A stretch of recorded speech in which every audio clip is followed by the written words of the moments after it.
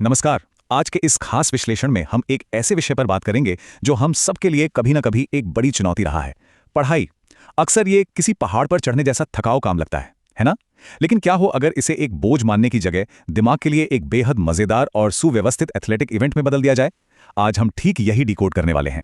शोध, डेटा और कुछ कमाल की मनोवैज्ञानिक रणनीतियों के जरिए हम समझेंगे कि अध्ययन की सहनशीलता यानी स्टडी स्टेमिना को असल में कैसे बढ़ाया जा सकता है। अक्सर एक सवाल मन में आता है कि बस किताब खोलकर पढ़ाई शुरू करना ही इतना असंभव क्यों लगता है। टालमटोल या प्रोक्रेस्टिनेशन एक ऐसा संघर्ष है जिससे हर कोई गुजरता है। लेकिन यहाँ एक बहुत जरूरी बात समझनी है। सच मानिए, ये कोई आलस्य की निशानी नहीं है। ये पूरी तरह से एक न्यूरोबायोलॉजिकल खेल है।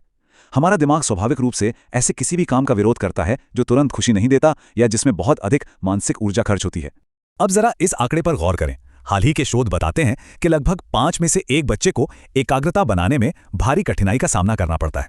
मतलब ये सिर्फ किसी एक इंसान की विफलता नहीं है, ये फोकस की कमी का एक बहुत व्यापक और व्यवस्थागत मुद्दा है जिसका सीधा असर अकादमिक प्रदर्शन के साथ साथ भावनात्मक भलाई पर भी पड़ता है।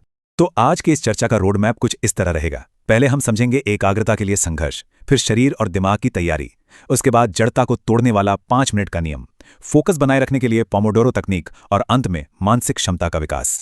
भाग 1, एकाग्रता के लिए संघर्ष, मनोवैज्ञानिक बाधा को समझना। देखिए, फोकस न कर पाना कोई एक आयामी समस्या नहीं है। ये हमारे जीव विज्ञान, आसपास के माहौल और मनोविज्ञान का एक बहुत ही जटिल मिश्रण है। भाग 2, शरीर और दिमाग की तैयारी, फोकस की नींव। एकाग्रता की इस जंग को जीतने के लिए सबसे पहले शरीर को तैयार करना होगा। इसे बिल्कुल वैसे ही समझिए जैसे किसी मैराथन में दौड़ने से पहले वार्म अप करना जरूरी होता है। तो पढ़ाई के लिए हमारी शारीरिक और बाहरी जरूरतें क्या हैं? सबसे पहले एंटीऑक्सीडेंट से भरपूर खाना जो दिमाग की बत्ती जलाता है, थोड़ा सा व्यायाम जो शरीर में कोर्टिसोल को घटाकर डोपामाइन और सेरोटोनिन के स्तर को बढ़ाता है, जिससे भावनाएं नियंत्रित होती हैं और दिमाग एकदम सतर्क हो जाता है। इसके साथ खूब सारा पानी पीना, अच्छी नींद लेना और हाँ, सबसे जरूरी एक साफ सुथरा व्यवस्थित अध्ययन स्थान, ताकि बाद में चीजें ढूंढने में कीमती समय बर्बाद ना हो। एक बहुत ही सटीक बात कही गई है। हम जो खाते हैं उसकी गुणवत्ता का सीधा असर हमारी सोचने और उलझने सुलझाने की क्षमता पर पड़ता है। शारीरिक भलाई और अकादमिक सहनशक्ति आपस में गहराई से जुड़े हुए हैं। शरीर में सही ईंधन होगा तभी तो दिमाग फुल स्पीड में काम करेगा। भाग 3, जड़ता को तोड़ना, 5 मिनट का नियम, शुरुआती बाधा को कम करना। अब सब कुछ सेट है, लेकिन एक बहुत बड़ी दीवार सामने आती है। शुरुआत कैसे करें? किसी भी बड़े काम को शुरू करने से पहले जो अजीब सी घबराहट होती है, उसे तोड़ने के लिए कॉग्निटिव बिहेवियरल थेरेपी का ये टूल किसी जादू से कम नहीं है। इसे गहराई से समझने के लिए ज़िगोर्निक प्रभाव को जानना बहुत दिलचस्प है। ये एक ऐसी मनोवैज्ञानिक प्रवृत्ति है जहां हमारा दिमाग उन कामों को ज्यादा अच्छे से याद रखता है जो अधूरे रह गए हों। सच कहें तो दिमाग को ये ओपन लूप्स या अधूरे काम बिल्कुल पसंद नहीं आते। इसका सीधा सा मतलब यह है कि अगर किसी काम को बस शुरू भर कर दिया जाए तो दिमाग खुद ही एक हल्का सा मानसिक तनाव पैदा करता है जो उस काम को पूरा करने की जिद पकड़ लेता है। तो ये 5 मिनट का नियम असल में काम कैसे करता है? इसके कदम एकदम साफ हैं। सबसे पहले एक छोटा और स्पष्ट काम चुनिए, फिर फोन या घड़ी में ठीक 5 मिनट का टाइमर लगाइए और बिना इधर उधर देखे बस उसी पर टूट पड़िए। सबसे मजेदार है इसका चौथा कदम। जब टाइमर बजे तो हमें यह तय करने की पूरी आजादी होती है कि आगे काम करना है या रुक जाना है। दिमाग को यह छूट देने से दबाव इतना कम हो जाता है कि अक्सर शुरुआती 5 मिनट के बाद जो लय बनती है वो खुद ब खुद आगे काम करते रहने का धक्का देती है।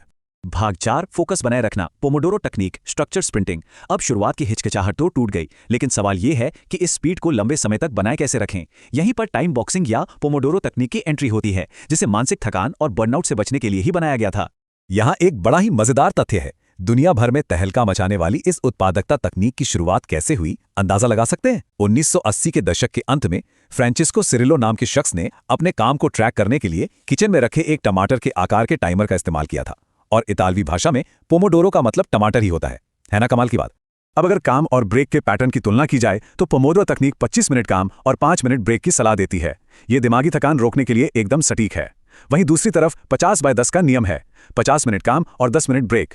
ये उन भारी भरकम कामों के लिए है जहां बहुत गहरे फोकस यानी डीप वर्क या फ्लो स्टेट की जरूरत होती है। इस तुलना से यह तय करने में आसानी होती है कि हमारे काम और हमारे दिमागी क्षमता के हिसाब से कौन सा तरीका ज्यादा फिट बैठता है। खैर, सिर्फ कुर्सी पर बैठे रहने से कुछ नहीं होता। सबसे अहम बात यह है कि उस समय का इस्तेमाल कैसे हो रहा है। पैसिव और एक्टिव लर्निंग के बीच जमीन आसमान का फर्क है। बस पन्ने पलटते रहना या हाइलाइटर घिसते रहना निष्क्रिय सीखना है, जिससे दिमाग बोर हो जाता है और दिलचस्पी खत्म होने लगती है। इसके ठीक उलट फेनमान तकनीक, PQ4R या एक्टिव रिकॉल जैसे तरीके दिमागी कसरत करवाते हैं। जब हम खुद को चुनौती देते हैं तो याद रखने की क्षमता मजबूत होती है और फोकस अपने आप बढ़ जाता है। भाग 5, मानसिक क्षमता का विकास, दीर्घकालिक सहन शक्ति बनाना। चलिए अब इस चर्चा के आखिरी और सबसे बड़े पड़ाव पर आते हैं, हफ्तों और महीनों तक टिके रहने वाला मेंटल स्टैमिना कैसे तैयार किया जाए। आइए स्कॉट एच यंग की कुछ बेहतरीन रणनीतियों पर नजर डालते हैं। ये कुछ बेहद असरदार तरीके हैं। सबसे पहले एक जुनूनी लक्ष्य बनाइए और उसकी मानसिक कल्पना कीजिए। और इनमें सबसे ताकतवर तरीका है निराशा के समय बस बैठे रहना। जब कोई मुश्किल सवाल सामने आए तो तुरंत फोन की तरफ भागने के बजाय थोड़ी देर उस झुंझलाहट के साथ चुपचाप बैठे रहने की आदत हमें अंदर से बहुत मजबूत बनाती है। इसके अलावा अपने काम का सबसे भारी हिस्सा शुरुआत में ही निपटा लेने की कोशिश करनी चाहिए, ताकि बाद में थकान बढ़ने पर दबाव कम हो। और हाँ, अगर कभी उलझन हो तो बस काम का समय थोड़ा कम कर दीजिए। एक बहुत बड़ी गलतफहमी है जिसे आज दूर करना जरूरी है। कई लोगों को लगता है कि अगर पढ़ाई में टालम टोल हो रही है तो उसकी भरपाई ज्यादा घंटे पढ़ाई करके करनी चाहिए। लेकिन सच तो यह है कि शेड्यूल में अंधाधुंध घंटे जोड़ने से कोई समाधान नहीं निकलता। इसकी जगह कम समय के लिए ही सही लेकिन पूरे 100% फोकस और बिना किसी रुकावट के काम करना कहीं ज्यादा बेहतरीन और प्रभावी नतीजे देता है। तो हमने एकाग्रता के विज्ञान से लेकर 5 मिनट के नियम और पोमोडोरो तकनीक तक सब कुछ विस्तार से डिकोड कर लिया है। अब बारी है इस जानकारी को असल जिंदगी में उतारने की। मान लीजिए टाइमर सेट हो चुका है। सोचिए अगले 5 मिनट क्या बदलेंगे, बस शुरुआत कर दीजिए। इस पूरे विश्लेषण